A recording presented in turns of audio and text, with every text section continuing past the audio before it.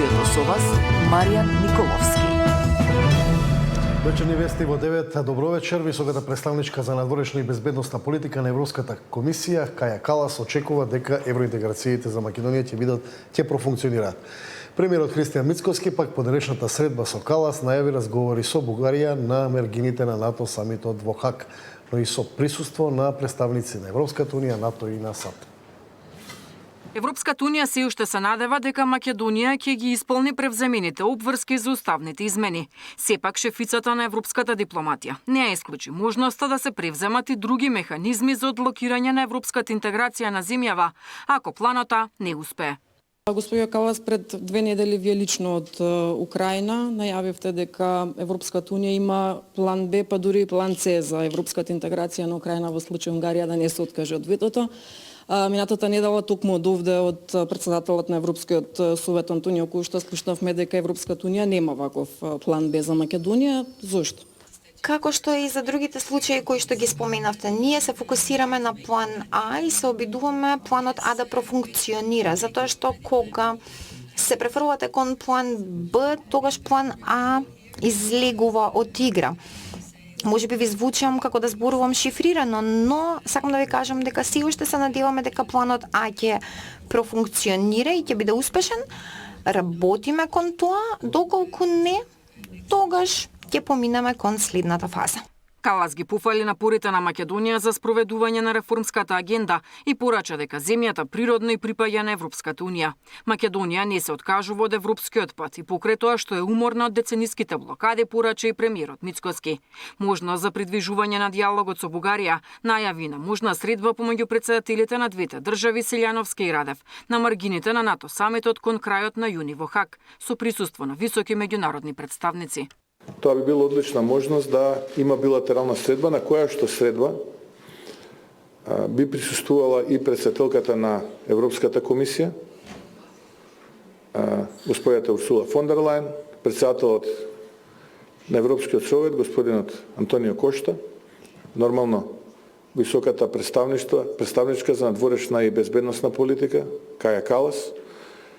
Го проширивме тој состав и со генералниот секретар на НАТО, дел од земјите членки во НАТО, меѓу нив најголемите, тоа се Соединетите американски држави, за да можеме да ги кажеме на билатерална средба аргументите. Затоа што од едната страна едни аргументи, од другата страна други аргументи, кога ќе бидеме сите на иста маса, колку и да трае тоа, тогаш е добро да се разговара. Ние веднаш тоа го прифативме. Не знам каков е одговорот од Бугарија. Во рамки на посетата на Скопје, Калас заедно со министерот Муцунски го отвори првиот диалог за безбедност и одбрана помеѓу Европската унија и Македонија. Интеграцијата на нашиот регион во Европската унија цврсто ќе ја заокружи европската безбедносна и одбранбена архитектура. Затоа би сакал да нагласам дека Европската унија треба да покаже решителност и одважност и да донесе храбри одлуки во насока на својата политика за проширување. Неактивноста на тој план може да овозможи други геополитички актери да се надпреваруваат за влијание во регионот. Европскиот совет одобри нова помош за армијата на Северна Македонија. Ќе обезбедиме 38 милиони евра поддршка за вашата армија. Наша цел е да ја подобриме вашата оперативна подготвеност, интероперабилноста и подобрено управување со кризите. Со министерот Мисајловски, високата представничка на Европската унија го посети и седиштето на балканските медицински наменски сили во касарната Илинден, а се сретни со младински и студентски организации. Деспина Тодоровска, Сител телевизија. А случајот со клубот Ванчо Михајлов повторно ја заостри реториката на Софија. Во пресред на пресудата Бугарија бара ослободителна пресуда, поврзувајќи ја го овој случај со правата на бугарите во државата. Ослободителна пресуда за Љупчо Георгиевски, битолчанецот кој себе си се идентификува како македонски бугарин и го отвори бугарскиот клуб Ванчо Михајлов, ако е обвинет за предизвикување на расна, национална и верска омраза, е знакот што официјално Софија ќе го чека од македонската страна како доказ дека се почитувале малцинските права во земјава. Бугарското МНР вчера излезе со специјално соопштение за случајот, кој вели дека е клучен за тоа како понатаму ќе се однесува Бугарија пред европските власти, за тоа каква е состојбата на бугарите во Македонија. На властите во Скопје постојано им е укажувано дека овој случај ќе е знак за Бугарија во однос на нивната подготвеност да ја гарантираат рамноправноста на бугарите и да ги решат проблемите со кои се соочуваат. Бугарија очекува фер судска одлука и отфрлање на неоснованите обвинувања против Лјупчо Ѓорѓиевски. Сепак оваа пресуда за жал нема да ги избрише последните години на огромен стрес и наручен личен живот на македонскиот бугарин, стои во објавата на бугарското МНР. Дополнително таму се наведува дека шефот на бугарската дипломатија Ѓорѓиев оваа позиција му ја пренел и на македонскиот министер за надворешни работи Муцунски. Во соопштението се вели дека со случајот се запознати дипломатските мисии на државите членки на ЕУ во Скопје, но и дека бугарското МНР преку своите партнери од ДЕУ ќе бара, како што велат, да престане овој притисок врз бугарската заедница во Македонија. Ѓорѓиевски во текот на 2022 година беше еден од основачите на клубот Ванчо Михајлов, а дополнително поради коментари на социјалните мрежи беше обвинет за предизвикување омраза врз национална основа и за ширење на ксенофобичен материјал по пат на компјутерски систем. Пред 2 дена во Битолскиот суд беше одржано и завршното рочиште на кое во негова корист пак сведочеше поранешниот премиер Лјупчо Ѓорѓиевски. Иако не го познавал истоименикот, екс-премиерот вели дека се пријавил за сведок бидејќи според него на ова судење не му се суди само на македонскиот бугарин, туку и на Ванчо Михајлов, за кого не смета дека е негативен лик од македонската историја. Официјална Софија веднаш застана во одбрана на Ѓорѓиевски, а во 2023 година тој на свечена манифестација доби и бугарски пасош од председателот Радев. Катерина Нешкова, Сител телевизија. Македонија одлучила да ги укине царините за производите од сата. Премиерот очекува дека иста таква одлука ќе донесе и Трамп. Наташа Мерсовска во овие вести за што станува збор, кога може да се официализира ваквата одлука. Маријан Трамп денеска се закани дека ќе воведе 50% царина за сите производи кои доаѓаат од Европската унија. Како тоа ќе се одрази врз македонската економија се уште нема пресметки, но премиерот Мицкоски денеска изјави дека Македонија во целост ќе ги укине царините при увоз на производи и услуги кои доаѓаат од американскиот пазар. Очекува Трамп да возврати, односно да имаме најниски царински стапки при извоз на македонски производи и услуги на американскиот пазар. Според очекувањата, ваков договор би се постигнат до крајот на овој месец или почетокот на следниот. Деталите ги гледаме од прилогот кој следи. Македонија ќе ги укине царините кон САД, најави премиерот Мицкоски. Се водат интензивни разговори со американската администрација за да добиеме реципроцитет или 0% за извоз на македонски производи и услуги на американскиот пазар или многу пониски од првично најавените 33%. Воведуваме царинска ставка од 0% за производите и услуги кои што доаѓаат од Соединените американски држави. Така што очекувам да сето тоа биде препознаено. Веќе сме во сериозни разговори со администрацијата на председателот Трамп. Јас веќе неколку пати разговарав со Хауард Лутник, државниот секретар за економија. Тоа е State Secretary for Commerce, така да мислам дека ќе бидеме меѓу оние земји кои што ќе имаат меѓу најниските ставки откако ќе се потпише тој договор. Од 1 јули ќе се намалат за 50% и царините за 70 тарифни броеви за repроматеријали и суровини кои влегуваат кај нас. За да се заштити домашното производство, во минатото биле воведени високи царини, но сега веќе истите не се произведуваат, па затоа царините ќе се усогласуваат со оние кои важат во Унијата. Тоа се царински ставки и парафискални давачки кои што имаат намера да го зголемат домашното производство, а да помогнат во извозот на домашните производни компании. 50% и се усогласуваат со европските, што е многу важно. 50% од царинските тарифи во моментов ќе бидат нивелирани и ќе важат од 1 јули, а останатите 50% од 1 јануари 2026 година. Законот за царински тарифи веќе е во владина процедура и ќе значи поддршка за компаниите кои произведуваат и извезуваат на европскиот пазар. Токму намалување на тарифите и парафискалните давачки е едно од барањата на бизнисот старо неколку децении. Наташа Мерсовска, Сител телевизија. Арбен Таравари остана без уште еден пратеник. Пратеничката Мимоза Муса од Алијанса за албанците попладнева преку својот Facebook профил соопшти дека останува дел од коалицијата Вреди. Пред една година, на 8 мај, ја добив довербата од над 107.000 албанци, како пратеник на Алијанса на албанците на листата на коалицијата Влен. Во овој мандат не е само бројка, тој е глас на народ кој е уморен од повеќе од 20 години владење на ДУИ, кој постојано бара промени. Минуваме низ тежок политички период и со право многу подржувачи, пријатели и соработници прашуваат со кого е пратеничката Мимоза Муса.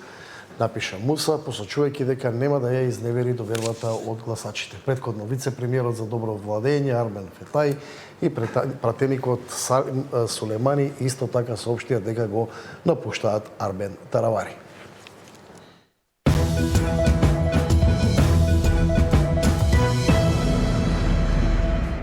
Поранешните директори на онкологија Васев и Нухил добија куќен притвор. Иако обвинителството бараше ефективен, судот смета дека мерките, вклучително и од земените пасоши, се доволни.